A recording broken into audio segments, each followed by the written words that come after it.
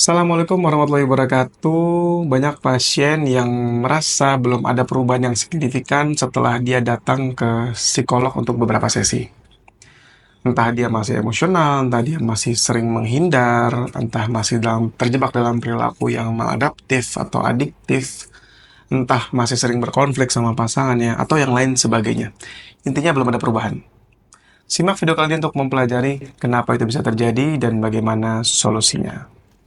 Masih bersama saya Firman Ramdhani, psikolog di Uncut Sharing Sessions, di mana saya akan berbagi berbagai hal seputar psikologi dengan format video yang mengalir apa adanya. Ketika seseorang sudah datang ke psikolog, namun belum merasa ada perubahan, sebenarnya mungkin kita bisa petakan penyebabnya di beberapa klaster. Klaster yang pertama adalah memang terapi itu bukan satu-satunya. Jadi banyak hal yang mesti dilakukan sebenarnya. Jadi kalau kita bikin iceberg gitu ya, bongkahan es di tengah samudra, kan yang di atas kelihatannya kecil gitu ya, kayak film Titanic. Tapi yang di bawahnya itu jauh lebih luas. Terapi mungkin ada di bagian atasnya, tapi di bawahnya ini banyak sekali yang harus dilakukan sebenarnya. Mulai dari misalnya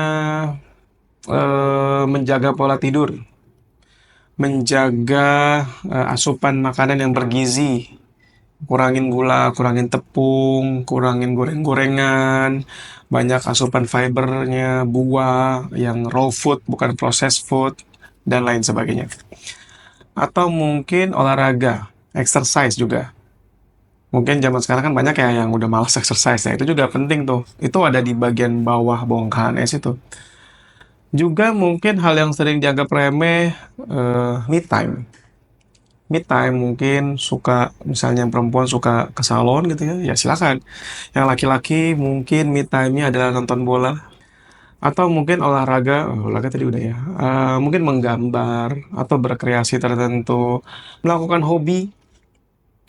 Orang-orang yang suka hobi otomotif ya silakan ngoprek mobil, motor dan lain sebagainya. Intinya di bawah bongkahan es itu jauh lebih banyak hal yang harus kita lakukan. Berinteraksi sosial yang bermakna dengan orang-orang sekitar juga termasuk. Maintain relationship dengan keluarga itu juga termasuk. Tetap membaca buku-buku yang memperkaya keilmuan kita, memperkaya meaning kita juga, beribadah juga salah satunya. Jadi banyak hal sebenarnya, bukan cuma terapi. Lalu yang kedua, klaster yang kedua adalah karena memang terapi itu adalah journey. Terapi itu adalah sebuah perjalanan yang sangat-sangat individual. Jadi bisa jadi di satu orang mungkin akan berbeda dengan orang yang lainnya. Karena sekali lagi masalahnya berbeda, kedalaman ceritanya, kedalaman pemaknaan, penghayatannya juga berbeda. Misalnya sederhana ketika saya suka kasih contoh tentang hantu gitu ya. Kalau yang pernah jadi pasien saya biasanya kasih contoh itu di awal-awal. Ada orang yang takut sama hantu, langsung bisa mengcapture bahwa ketakutan itu karena dia takut akan dikejar dan dicelakai. Tapi orang lain mungkin ketika digali, dia cuma berhenti dan sampai di pemaknaan bahwa hantu itu serem. Hantu itu mengerikan. Nah, itu yang saya bilang berbeda. Artinya untuk yang kasus yang kedua tadi, bahwa dia cuma pemaknaan sampai pada hantu itu serem, kan perlu kita gali lagi. Memang kalaupun hantu serem, apa yang ditakutkan berikutnya? Anda tahu hantu serem dari mana? Misalnya, dari film misalnya. So, di film itu, hantu itu selain serem ngapain lagi? Gitu. Artinya kan perlu ada penggalian yang lebih mendalam untuk mengetahui pemaknaan atau penghayatan personal si individu.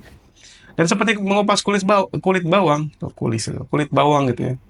Bisa jadi ketika digali, banyak hal yang baru terbongkar gitu ya.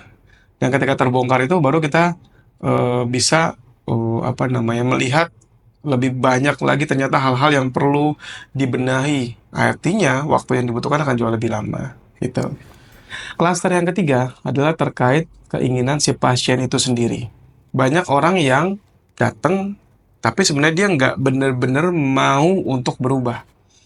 Baik itu dia sadari bahwa aku nggak mau aku berubah, aku nggak ada yang salah dari aku. Gitu. Atau dia tidak sadari, tanpa sadar dia memilih pilihan-pilihan yang memaintain problemnya.